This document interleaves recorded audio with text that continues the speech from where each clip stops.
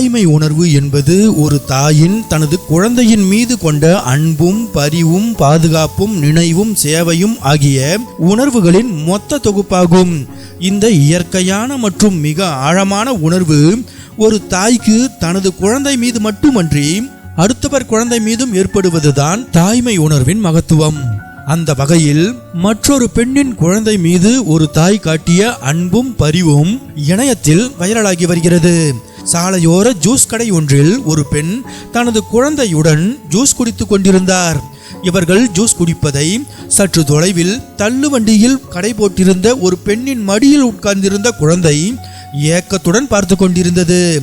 அதனை பார்த்துவிட்ட இந்த பெண்ணுக்கு அடுத்த வாய் ஜூஸ் தொண்டைக்குள் இறங்கவில்லை.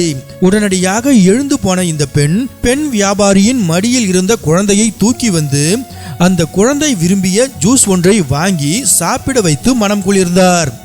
தாயின் இத்தகைய நல்ல செயல்களை கவனிக்கும் இப்பெண்ணின் குழந்தையும் நாளை ஈகை குணமிக்க ஒரு மனிதனாக வலம் வரும் என்பது நிச்சயம்.